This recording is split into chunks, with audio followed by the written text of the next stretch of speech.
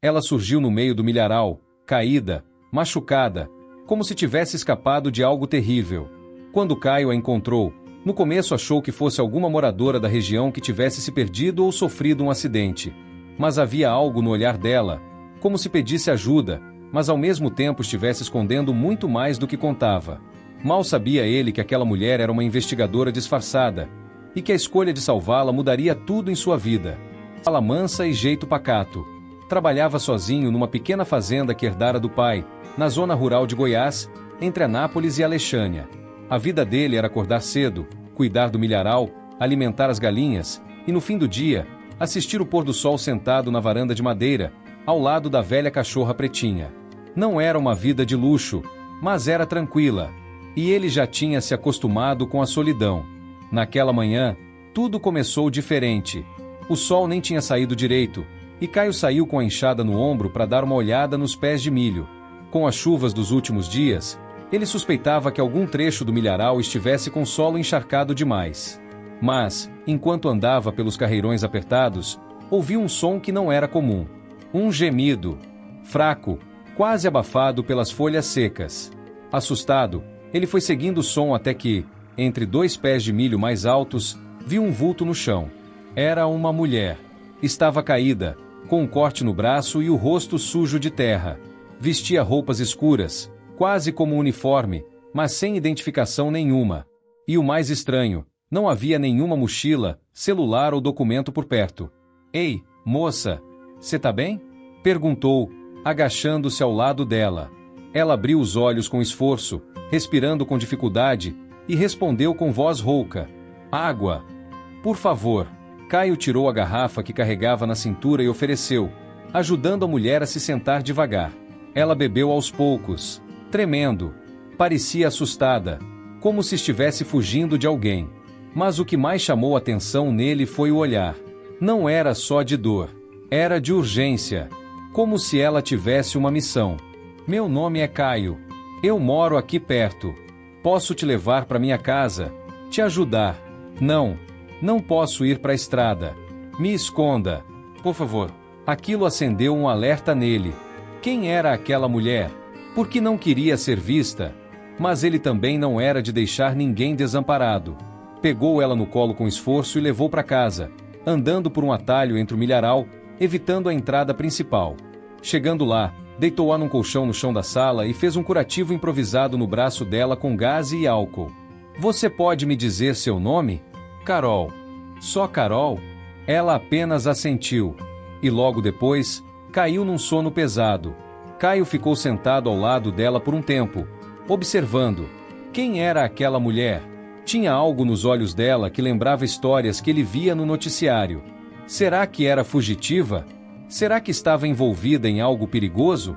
Mas por outro lado, ela estava ferida, assustada, e agora sob o teto dele. E ele sabia que enquanto estivesse ali, ela estava sob sua responsabilidade. Naquela noite, ele não conseguiu dormir. Ficava se perguntando o que tinha acontecido com ela. E por que justamente ali? Justamente no seu milharal? Na manhã seguinte, quando acordou, Carol já estava de pé. Usava uma camisa dele, larga demais, e mexia no café como se já morasse ali há semanas. Mas quando Caio entrou na cozinha, ela parou, séria. "Obrigada por ontem. Eu devia ir embora. Você mal consegue andar. Fica mais um pouco. Ninguém vai te encontrar aqui. Você não entende. Eu não posso colocar você em risco. Arriscar eu arrisco todo dia na lavoura. Carol, o que você tá fugindo?" Ela hesitou, olhou para a porta e disse: "Eu sou da polícia. Tô numa investigação. Ontem fui perseguida por gente perigosa. Se eles descobrirem que eu tô viva, vão vir atrás." O coração de Caio deu um pulo. Mas no fundo, ele já suspeitava. Aquela mulher não era comum. E ele também já sabia. A partir dali, sua vida não seria mais a mesma. Caio não sabia exatamente como reagir. Sentia uma mistura de medo, curiosidade e algo a mais. Tinha passado tanto tempo sozinho que a presença de Carol naquela casa, mesmo com todo o risco envolvido, despertava nele uma vontade de cuidar. Mas agora que sabia que ela era da polícia, as perguntas só aumentavam. Investigação de quê? Ele perguntou, tentando manter a calma. Tráfico de armas. Eu me infiltrei numa rota que passa por essa região. Eles suspeitaram de mim antes da hora. Me emboscaram ontem à noite. Eu só consegui fugir porque conhecia bem o mapa da área rural. E como você veio parar aqui no milharal? Tentei desviar da estrada. Pulei cercas. Corri pelo mato. Quando vi, tava desmaiando. E por sorte, você me encontrou. Caio respirou fundo. Sentia o peso da responsabilidade em cima dos ombros. Se aquilo era verdade, e ele acreditava que era, então havia criminosos armados por perto, e eles podiam estar procurando por ela agora mesmo. Você tem como pedir reforço? Rádio? Celular? Não. Perdi tudo na fuga. Só lembro de esconder meu distintivo numa sacola perto de uma cerca antes de desmaiar. Preciso recuperar aquilo. Vamos juntos. Eu te levo lá depois que você descansar um pouco. Carol assentiu, sem dizer mais nada. Mas seus olhos estavam atentos, analisando tudo. Ela era treinada. Caio percebia isso. Cada movimento, cada frase, cada silêncio parecia calculado. Mas não de maneira fria. Ela estava em alerta, como quem vive entre a vida e a morte há muito tempo. Naquela tarde, eles saíram juntos, com Caio guiando por trilhas pouco usadas, conhecidas só por ele. A zona rural ali era cheia de caminhos escondidos entre plantações, córregos, cercas velhas. Chegaram num ponto onde o mato estava amassado, sinal da passagem dela. Foi por aqui, eu lembro, disse Carol. Ela procurou por alguns minutos até encontrar a sacola escondida entre pedras e folhas. Dentro, estava o distintivo policial com o nome completo, Carolina Duarte. Além disso, havia um pendrive minúsculo. Ela olhou para ele com alívio. Isso aqui pode derrubar um esquema nacional. Mas só se eu conseguir sair viva daqui. Foi nesse momento que ouviram o barulho. Passos. Fica abaixada, disse Caio, puxando ela para trás de um tronco caído. Duas vozes masculinas vinham se aproximando pela trilha. Homens armados. Um deles usava boné virado para trás e carregava uma espingarda velha, mas letal. O outro tinha uma cicatriz no rosto e andava com pressa. Você tem certeza que viu ela vindo para cá? Tenho. O milharal do outro lado tá amassado. Alguém passou ali. Carol segurou o braço de Caio com força. Eles não podiam se mover. Um passo em falso e estariam encurralados. Mas Caio conhecia aquele pedaço de terra como a palma da mão. Fez um sinal com os dedos e puxou Carol por uma trilha estreita atrás das árvores. Agachados, correram até um riacho, atravessaram por pedras e subiram por uma parte mais alta do terreno. De lá, ele apontou. Atrás daquele galpão abandonado, tem uma saída para os fundos da fazenda. A gente vai dar a volta e voltar pela estrada de trás. Carol, ofegante, olhou para ele com respeito. Você é bom nisso, hein? Cresci nesse mato. Aqui, o mato é que mostra o caminho. Conseguiram escapar, mas não sem tensão. Ao voltarem para casa, Carol trancou a porta e ficou olhando o pendrive como se segurasse uma bomba. Caio fez café, sentou na frente dela e disse: Se você confia em mim, me diz o que tá nesse pendrive.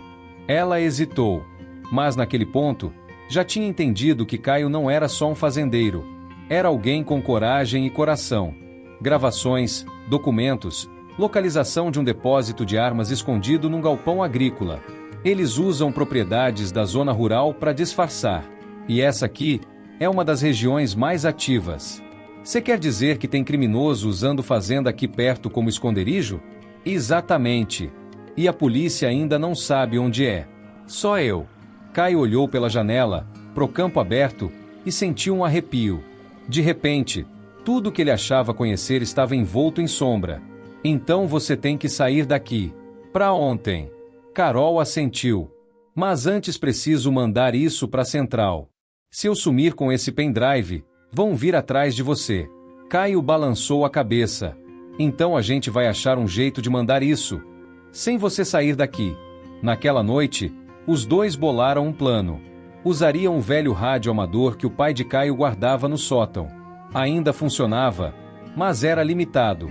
Carol teria que codificar os dados do pendrive em forma de mensagens e enviar por partes.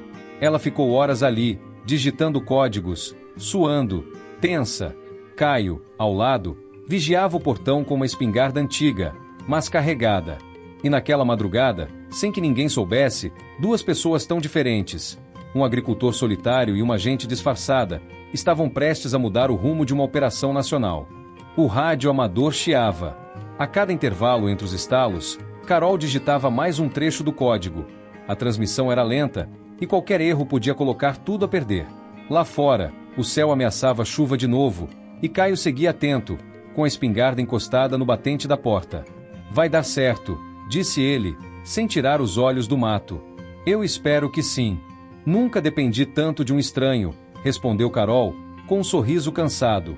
Já disse que aqui ninguém é estranho por muito tempo.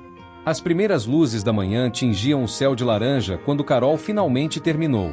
Ela tirou o fone, respirou fundo e se levantou. Está feito. Agora só resta esperar. Se eles entenderem a mensagem, devem me localizar ainda hoje. Mas o que veio antes disso foi outra coisa. O som do motor de uma caminhonete. E ele não era conhecido por Caio. Entra! Gritou ele. Vai pro fundo da casa. Carol correu. Caio ficou na porta. A caminhonete parou bruscamente. Dois homens desceram armados. Um deles era o mesmo que haviam visto na trilha. O outro era pior. Alto, elegante, com um olhar frio e cruel. Você é o Caio, né? Disse ele. Cadê a mulher? Caio engoliu seco. Pensou em mentir, mas não havia tempo. Que mulher? O primeiro tiro passou perto demais. A madeira da parede estourou. Caio se jogou no chão e rolou para trás do sofá. Pegou a espingarda e atirou para cima, como alerta. Sabia que não ia acertar ninguém daquela distância, mas queria ganhar tempo. Carol, do fundo, puxou uma pistola escondida no coldre preso à perna. Tinha guardado ali por segurança. Agora era a hora. Ela saiu por trás da casa, deu a volta e surpreendeu os dois homens por trás, disparando contra o chão. Larga as armas. Os dois se viraram. O elegante tentou correr, mas escorregou na lama. O outro hesitou, mas largou a espingarda. Caio saiu também, apontando sua arma antiga. Isso é o que vocês chamam de operação? Invadir casa alheia? Carol prendeu os dois com abraçadeiras plásticas que tinha no bolso do casaco. Depois pegou o rádio e fez a última transmissão. Agentes armados contidos. Local seguro. Aguardando extração. Em menos de 1 hora, viaturas chegaram pela estrada de terra. Homens do serviço de inteligência, disfarçados como trabalhadores rurais, invadiram a área com discrição. Carol foi recebida por um superior que a abraçou forte. Achamos que você tinha morrido. Quase. Mas tive ajuda. Ela olhou para Caio, que estava parado no alpendre da casa, ainda segurando sua velha espingarda como se fosse um troféu de guerra. Quem é ele? Um herói que só queria viver em paz. Os agentes levaram os criminosos. A caminhonete foi apreendida. O galpão usado como esconderijo foi invadido no mesmo dia, com sucesso. E tudo isso só foi possível porque um homem simples parou para ajudar alguém ferido no milharal. Horas depois, com o silêncio de volta ao campo, Carol caminhou até a varanda da casa. Caio estava lá, sentado, tomando café numa caneca de alumínio. Vai embora? Ele perguntou. Tenho que ir. Mas, não sente agradecer. Ela estendeu a mão. Ele a segurou, mas não apertou. Puxou levemente e ela caiu sentada do lado dele. Agradecer como? Talvez, com a promessa de voltar. Promessa é coisa séria. Carol. Ela sorriu. Então anota aí. Volto daqui 1 semana. E se você me deixar, quero ajudar nessa plantação. Pelo menos até a próxima missão me chamar. Caio olhou o campo lá fora. O milho balançando com o vento, a cerca velha, o céu começando a se abrir. Acho que você já tem missão nova. Aqui. Ela encostou a cabeça no ombro dele, em silêncio. E pela primeira vez em muito tempo, Caio sentiu que sua vida estava realmente mudando. Não por um milagre, mas por ter feito a coisa certa. Tudo começou com um ato simples.